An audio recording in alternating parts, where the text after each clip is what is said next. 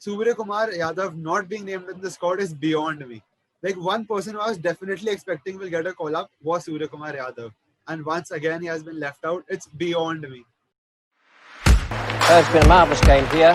Carlos Brathwaite, remember the name. Men have won the World Cup by the barest of margins. Holding finishes off in style. What a player. What a wonderful player. The Cricket Company Podcast.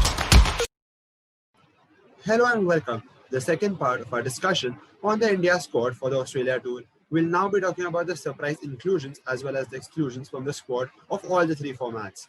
So Ishan, what are your views on the T20 squad? Let's begin from that. So T20 squad, the biggest surprise inclusion has to be Varun Chakravarthy, right, Tanveer? I mean, of course, he's had a good season. He's picked up 14 wickets, but I'm sure nobody expected. I don't think Varun himself expected that after half a IPL season or just 10 games, he would be directly in the India squad, that too for a tour in Australia, right? What do you think about it? I think it's somewhat recency bias, the 5-wicket haul, and after that the selection. So they had his name in mind. But yeah, it's very surprising. I won't say he didn't deserve the chance. He's been a hard-working cricketer and his story is inspiring for a lot of people. So yeah, I'm happy for him. But then again, it's very shocking, as you said. I'm going to talk about spinners, especially in the Indian T20 squad. If I remember, in the last year, in the start of the year, we had Mayank Markande picked in the squad.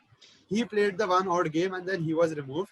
After that, Rahul Chakravarthy came in. He's again played only one game and he has been out. The last tour, Kuldeep Yadav was back in the squad. Now again, he's out of the squad and we have Varun Chakravarthy in. So I don't know, are they playing like 1-1 tour for a bowler? They are playing that game, what do you call it? Musical chairs. Musical chairs to be India's second spinner in T20s. And like you mentioned, we come to perhaps our first major exclusion from T20 squad. That would be Rahul Chair, right? Because he had a very good 2019 IPL season. I think he played one game, dropped for New Zealand squad, like you said, and he's again not found a place. So do you think you can perhaps compare him to Varun Chakravarthy in some way? So do you think Rahul Chair deserved to be in the squad? Definitely, considering he had already been picked, that means he was in the frame. And the main point is, in this IPL also, Rahul Chair has one more wicket only, but more wickets than Chakravarthy. And he has been more consistent and he has been playing now for a couple of years. So if you go by consistency, Rahul Chair had to be in it. I don't know on what basis has he been out, but it's very surprising for me. Right, correct. I think I would agree with you. I think 10-11 games is too small a sample space to pick a spinner, especially when you have enough people to choose from. So I would agree with you. I think I was also expecting a Rahul Chair over Varun Chakravarthy, which brings us to a second spinner, Kuldeep Yadav, who was there in the last T20 tour to New Zealand. So maybe it's not a surprise pick. He's been out of, not a surprise exclusion rather. He's been out of form consistently, but to drop him without his bad performance in international cricket, it's purely based on IPL, right? His dropping from the squad is purely based on IPL. So, I mean, yeah, agreed. But I wasn't shocked by Kuldeep Yadav not being named. One very big surprise for me was, and as we were talking about the IPL, Suryakumar Yadav not being named in the squad is beyond me. Like one person who I was definitely expecting will get a call up was Suryakumar Yadav. And once again, he has been left out. It's beyond me. And ironically, we are talking about him on the night of the RCB Mumbai game, where Suryakumar was a man on mission. Absolute, he played a lot of vengeance. He didn't let that emotion come on his face. But I agree with you. I was also expecting a caller for Suryakumar Yadav. In T20, I think he has been phenomenal for Mumbai in the last 3 years. The numbers back him up. He had 424 runs in 2019, 500 odd runs in 2018, and more than now 350 in 2020, right? So who could he have replaced in this squad according to you? I mean, perhaps it would be a couple of people for me. Maybe he could have replaced, maybe Sanju Samson couldn't have been named, Manish Pandey maybe. There were those 3-4 guys. And especially when we talk about, so we just spoke about Varun Chakravarthy, how we just had a perhaps half good IPL, he's in the squad. Suryakumar Yadav, on the other hand, has now had close to 3 good IPLs. And if he still hasn't got a call up, I don't know what a person needs to do then. Right. I think the thing is, Manish Pandey has not done too much. That's a very debatable thing. Do you pick someone who's done better? How do you drop a person who's done no wrong?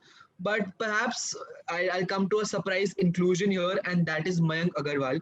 Yeah. Maybe you could have a direct swap of Mayank with Suryakumar Yadav, purely for the fact that, like in the current squad we just saw, Mayank Agarwal is picked as a backup opener to Yeah. KL Rahul and Shikhar Dhawan. If Rohit comes in, he's the fourth opener, but he's anyways the backup to your normal Rahul and Dhawan. And in the last New Zealand squad, I think we saw Sanju Samson opening the innings. So if they picked Samson as a backup wicketkeeper, they could have well and truly picked Suryakumar Yadav over Mayank Agarwal. Am I right? Definitely. And Suryakumar Yadav is a player who can play anywhere. From 1 to 6, I can see him play in any of the positions. So he would have been a Right. very utility pick who can fit in anywhere. So very shocking for me. And I'm very sad Very for him unfortunate. personally. I agree with this. Quite unfortunate, but I think the selectors would have seen today's innings. The Indian skipper would have very closely seen that innings. So I think I remember going back to 2017, 2018, where Mayank Agarwal was performing very well in domestic cricket and he was not getting a call up. And today you have him in all three squads. So maybe I think it's a matter of a series or two. You could see Suryakumar Yadav coming into the squad. Let's move on to the ODIs. I think ODIs we discussed, the usual guys were picked, but one major name absent in this squad as well as the T20 squad, and that is Rishabh Pant. What do you think about Rishabh Pant's exclusion in both the limited over squad? It's unfortunate. In a way, what the Indian selectors have been doing is they want consistent performances, but what they're not understanding is a player like Pant is your big match winner. He's your X factor player. A guy like him might fail for 3-4 games, but Right. will win you the fifth one single-handedly. And that's the kind of Right. characters our Indian team needs right now. Especially in T20 cricket. For ODI, for once, I can still consider him being left out. In T20, Pant is a necessity. I do not understand why they've dropped him so soon. Probably they should have been like Delhi, just give him a free way, let him go and do his thing. And I definitely feel he would have done well. What do you think about that? Right, I absolutely agree with you. Maybe we've taken his name in the ODI squad majorly because we don't have a backup wicketkeeper here, and KL Rahul is apparently now somehow India's number one wicketkeeper in ODIs. So that is kind of shocking. But yeah, I agree with you on the T20 point. I think Pant is a complete match winner. There is no doubt that he can play a 70 of 30. I remember him taking apart Bumrah in last year's IPL first game, I think, which Mumbai and Delhi played. So he has that potential, and not many people in India have that kind of prowess. And that is where you feel sad that someone like Pant is being expected to do things which he's not comfortable doing. Yes, he's been reckless. He tends to throw his wickets away. But that is how T20 is supposed to be played. I think in our last episode we discussed in India, like you said, the price on our wicket is given too much value. In England or in West Indies, those guys come and just play the national game.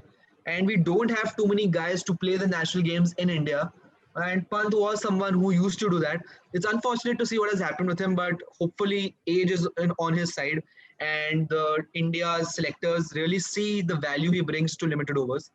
So that is perhaps our biggest surprise exclusion. Now the test squad, the big squad, which is the biggest surprise for you here? KL Rahul being back is a shocker for me personally. No doubt on his ability. I agree he's a very good player. He has the ability to succeed in the test format as well. But the sole reason why I wouldn't have picked him is he had recently failed like a year or so back. And if you've removed him, Right. you've got Rohit Sharma in. And they clearly went on to say that we are looking for the better options. There were a couple of players they named as well. So if you have those options, you're looking forward to more players. And now suddenly out of nowhere, you go back to KL Rahul. What signs does this give to the other players? Like, they just keep waiting. Because obviously the sole reason why Rahul is back is a good IPL. And that cannot be the criteria for test cricket at least. For ODI, for once, I still give the leeway, okay, limited overs. But test cricket, just a big no. What about you? I agree with you. I think this has been a constant in Indian cricket anyways. I mean, you pick a player based on a different format, then he fails, then people ask for him to be removed in the format he was doing well.